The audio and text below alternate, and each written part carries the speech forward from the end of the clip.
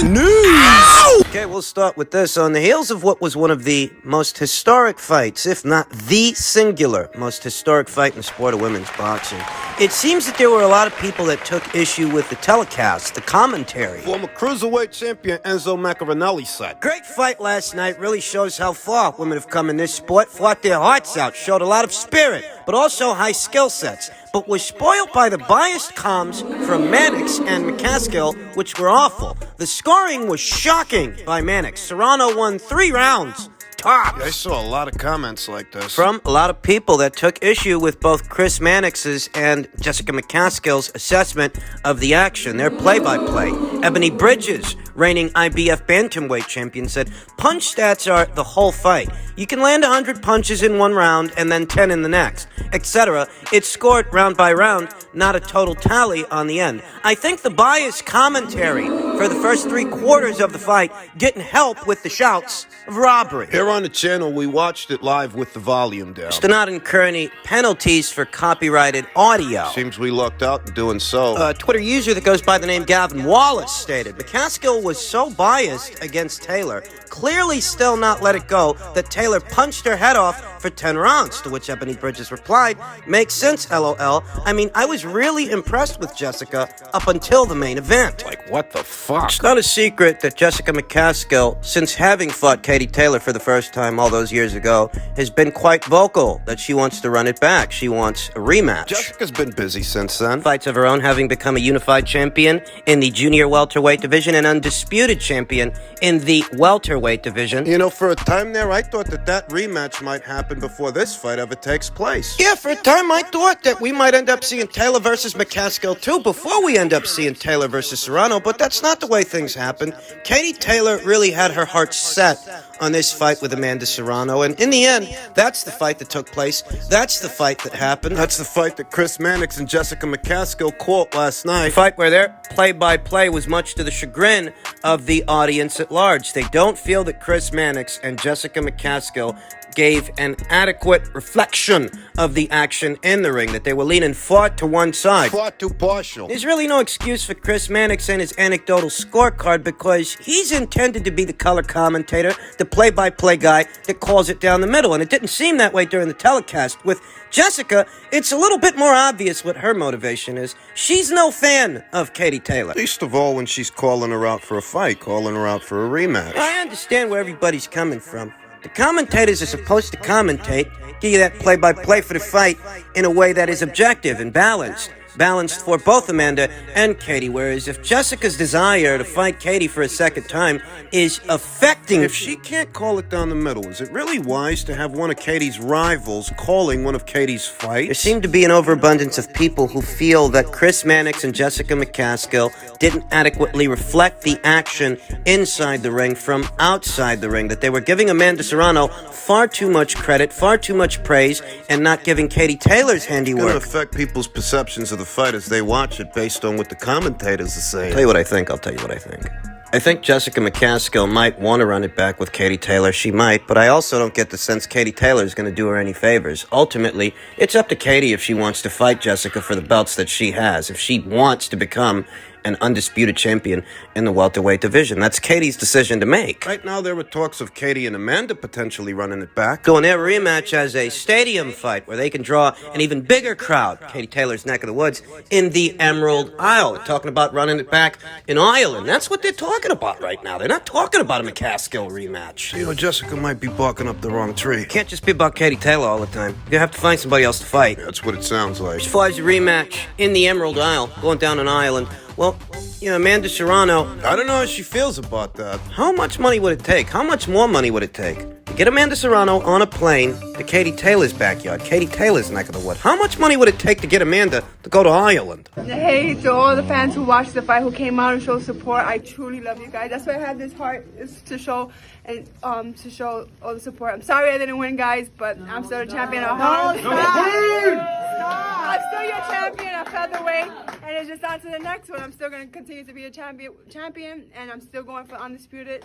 I, like many of you out there, would like to see Amanda run it back with Katie Taylor because it was that good a fight. It was so good that it's not even about focusing on who you picked ahead of the fight. it was bigger than that. The fight meant much more It than... was about more than being able to say, I told you so. Bigger than that, much bigger than that. And while I wouldn't mind seeing Amanda Serrano run it back with Katie Taylor, I also wouldn't mind seeing Amanda focus on her own career for the time being. Her undisputed campaign at 126 pounds, where I think she flatlines anybody with a belt. Ahead of this fight, I told you there were questions hovering over Amanda Serrano's head. Last night, to those questions, Amanda provided the answers. If you wonder just how good Amanda really is, based on the quality of competition, the fact that most girls that she's fought didn't stand a chance against her. And in this fight, this was the first time she'd really fought someone of this class, of this caliber. I think Amanda told the fans more about herself in defeat than she ever did in victory. You can truly say she's the real deal, because she didn't get outclassed by Katie Taylor, even if she got beat. I myself wondered how good Amanda really is ahead of this fight. We talked about that in that question several times on several channels, including this one. This is the fight that's going to tell us. Amanda's a good fighter, a great fighter. Anybody can see that. Great is the question. And to that question, Amanda, this weekend, provided the answer. She's right up there with Katie and Clarissa. Really, just the best women boxers on the planet. The best boxers on the planet. She can run it back with Katie if she wants. I, like many of you out there, wouldn't mind seeing that, but I also wouldn't mind seeing Amanda moving forward focus on her own career and her own undisputed campaign at 126 pounds. She's a unified champion. Wouldn't mind seeing either Showtime or DAZN as platforms offering Amanda Serrano a multi-fight deal geared towards not just boxing Katie Taylor, but geared towards... Do you see how many people showed up? Her stock's through the roof right now. If anybody in the tri-state area didn't already know who Amanda Serrano was, I think they do now. And I think the time is right to offer Amanda Serrano a multi-fight deal geared towards her undisputed run, her undisputed campaign, so she can make history for herself, again, the way she has throughout her career, and the island of Puerto Rico. She could run it back with Katie, but I wouldn't be mad if she didn't. I wouldn't be critical. I would be supportive of such a move. I think the time is right for Showtime, maybe even DAZN, to get all in the Amanda Serrano business. Multi-fight deal geared towards seeing her crowned as the featherweight division's undisputed champion. I do think the time is right. I think it's sensible. I think it's sensical. I think Amanda should be proud. I think even though the judges scored the fight for Katie Taylor, there really were no losers last night. Yeah, I don't want to see Amanda walk away from the sport. I want to see her keep going. It's early now, and I don't know that a rematch with Katie will end up being Amanda's very next fight. We don't know that at this time, but if it's not, Amanda ends up returning to the featherweight division, I wouldn't be critical. I really wouldn't. Men's welterweight news. Former unified welterweight champion Keith Thurman said he wants Terrence Crawford fight so the winner can face Errol Spence Jr. He says, I just hope I get the call. I expect to have that phone call soon with PBC head Al Heyman. We're at a point where we have a little bit of time. Where I look at the elite fighters, you're always looking at a 5 or 6 month window on a return. So I think we're still on track to make all that happen, Thurman told Kenneth Buhari and Michael Rosenthal on the PBC podcast. The question is, who are we going to see in the ring right now? Right now, I'm just patiently waiting. I hope we can make the best fight possible. I've done it in the past, and I continue to want to do it. The hardest thing about watching Errol Spence Jr. beat Yordenis Ugas on April 16th was that wasn't the fight we were supposed to be watching. We were supposed to be watching Thurman versus Spence, 2 undefeated welterweight champions. But when I lost and fell short in 2019... Guys still living in the past. That opened up a new window. Spence didn't get to fight Pacquiao after Spence had that eye surgery, and instead Ugas was the replacement. Part of me just had a reminder in 2019. Even though my health condition was what it was, I was competitive in that fight against Pacquiao. I was coming back in that fight and was only an X amount of punches towards victory. You asked me, there were too many guys waiting to fight an old man. Tactless and tacky, if you ask me. Keith Thurman was waiting to fight Manny Pacquiao, and he eventually did. It costed him. It costed Errol Spence Jr. as well. At minimum, it costed him time. Oh, yeah, you were supposed to fight Manny, but you sat out all of last year instead. In reference to a potential Terrence Crawford fight, Keith Thurman said, I'm always willing to step in the ring. I would love to get a big fight, or maybe we'll keep moving, said Thurman. We'll see how we get advised to get into this year. I think Thurman versus Crawford. I think the fans are just patient enough to let it happen. If the winner of that fight faces Spence immediately after, would be a tremendous play of events. Yeah, maybe if you can get Crawford to play ball. Crawford versus Thurman in the mean-in-between time over the summer months is a realistic proposition because Errol Spence Jr. was just in action not that long ago. Errol Spence Jr. just fought. Now, what they can do is they can wait to do Crawford versus Spence in the fall and winter months, so that would mean Terrence Crawford would spend a considerable amount of time out ahead of that fight. He can opt to keep busy with Keith Thurman instead. In the in-between time he can, while Errol Spence Jr. recuperates from his previous fight with Yordenis Ugas. What they can do is do Crawford versus Thurman over the summer months to help build the Spence fight a little more. Crawford can tune up and knock out Keith Thurman. Because that's what he'd do at this point. Keith Thurman is little more than just a tune-up fight for a hungry fighter or a hungry champion. In the case of Terrence Crawford, that's what he is. He's a tune-up fight, and Crawford can tune up with that guy on either a Fox or Showtime pay-per-view. Keith Thurman was quoted as saying, "I just hope I get the call. I would love to fight Crawford." They're acting like there's a demand, but if you put Thurman in the mix and the winner of that, I think it creates more of a demand. That's just me. You can always rush and do something, or you can build something up. With me, no matter. With me, if it's win, lose, or draw, it's built back up. That's how I feel. I just want to be a part of the real action. That's all that's about. I'm sorry, but your boy Keith One-Time Thurman was the undefeated champion of the world before the elbow surgery, before the hand surgery. I'm just addicted to the game. I know what it's like to be on the top of the mountain, and I strive to conquer once again. He's fighting for relevancy is what he's doing. I don't mean to sound mean-spirited, but that's what's going on with Keith. When you're a sparsely active fighter, that's the situation you put yourself in, and that's what Keith Thurman has been the last 4 or 5 years, a sparsely active fighter. Injuries or not, he's been sparsely active. He beat Danny Garcia, unified those 2 alphabet titles, and then you didn't see him for a while. Whether it was injuries or not, you didn't see him for a while. Then, he comes back, he looks less than spectacular against Lopez, loses to Pacquiao. He spends more time out of commission, more time away from the ring. He very recently came back against Mario Barrios. He wants to be more active. He wants to be relevant again. I think Crawford knocks him out. I think Crawford puts him in the hospital. Thurman says he wants to make a championship run at 154 pounds. We'll see, but I feel at age 33, when you think about moving up in weight, and you look at the welterweight division and how fighters used to move up and fight on multiple divisions, I just love the welterweight division, said Thurman. I love its history, and I want to make history there. And I've always wanted to make history here, so my spirit doesn't want to move up. But if I have to stay busy in a good fight, and maybe an opportunity for a title was presented, I would have to seriously take that into consideration.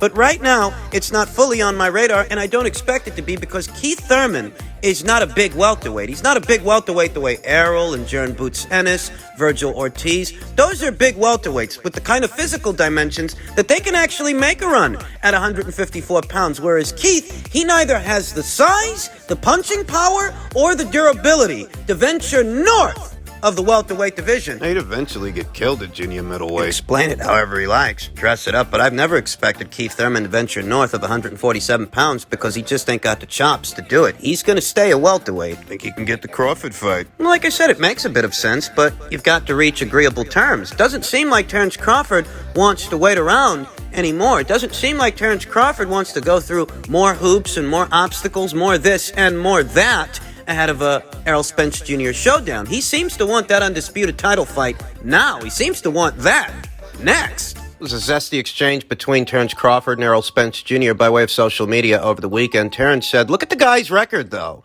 That's the guy who's going to beat your ass in real life, not the guy you posted for likes." Think Errol posted Bo Mac's old professional record? Somebody's, and this is how Terrence Crawford chose to respond to that, keeping the focus on them and their fight, the fight between them, the fight between Terrence and Errol. And to that, Errol Spence Jr. responded by saying, "Not gonna lie, 38-1 is still a great record." Implying he's going to give Terrence his first professional loss. And this is what I mean, that at this time, Keith Thurman is fighting for relevancy in today's welterweight division, when all the alphabet titles are tied up between two guys, between Terrence Crawford and Errol Spence Jr., who seem to want to face each other next. Keith wants to crash that party. He wants to be a part of that scene. Because fighting the likes of an Amontes Stanionis or a Jern Boots Ennis, that's not going to pay you the same way that fighting one of these guys might pay you. That's why Keith Thurman is so focused on that. Even though they're not focused on him. Errol said, "Not gonna lie, 38-1 is a great record." And to that, Terrence Crawford responded by saying, "You're a comedian now. I see you must be back on that yak." Highlighting Errol Spence's raging alcoholism. Errol likes to drink, can't put the bottle down. Terrence ain't pulling any punches inside or outside of the ring. I don't expect him to. They froze him out. They made him wait, only so that he would be criticized for what fights he wasn't having, only so that he would be criticized for not facing a Keith Thurman or a Danny Garcia. Those are the guys that froze him out. Errol's the one who wanted to save him for last, and you guys know that. Errol Spence, who responded by saying, "LOL, nah, we're saving it for after I beat your ass." but you know, ain't shit gonna be funny for you when that bell rang. To which Terrence replied, not at all, you're right, because I'm gonna be too busy whooping your ass. Then I'ma laugh when I see your facial expression when you know you get your ass whooped and there's nothing you or anybody can do to help you. Errol responded by saying, you got it. I'm not typing nothing else until it's a go, to which Terrence replied, that's good. Now go ride a horse or something and relax till that time comes. I think what makes the Thurman fight a possibility is, when exactly do they plan on doing Terrence Crawford versus Errol Spence Jr., if those plans even are in motion at this time? When exactly should people expect the fight to go down? Because if they're expecting to do the fight sometime in the fall or winter months, there is time in between there to do a fight for Terrence between him and Keith Thurman, who I have no doubts Terrence would knock out. He'd knock that guy out. It might actually help build the Errol Spence Jr. fight because, the numbers for Errol Spence Jr.'s big ring return, his unification match with Yordenis Ugas that took place not that long ago, they weren't great. They weren't terrible, but we're talking about an estimated, 240 buys? Not even 300,000? Boxing Insider Rick Glacier estimated that the number's even lower than that. And I wouldn't write him off. I wouldn't dismiss him because we know, underneath it all, these guys are always fudging on numbers. They're always exaggerating just a little bit to make things seem like they're more on the up and up than they actually are. Ugas, Yordenis Ugas, even as a champion, he was about as popular as Danny Garcia. And Errol didn't do astronomical numbers with Danny under the same circumstances where he was coming off a year-long stint of inactivity and he's returning on pay-per-view. The Danny Garcia numbers weren't great, and neither were the Yordenis Ugas numbers, except Ugas is a lesser-known guy than Danny. No, you have fan-driven channels here on YouTube lying about the numbers. What's your fucking source? The Tooth Fairy? Boxing Insider. Based on actual boxing insiders and pundits, the most this fight actually did commercially was 240,000 buys. I think the Crawford fight would do more than that. Might do even more than that if you let Terrence Crawford knock out Keith Thurman first. 'Cause he's a tune-up.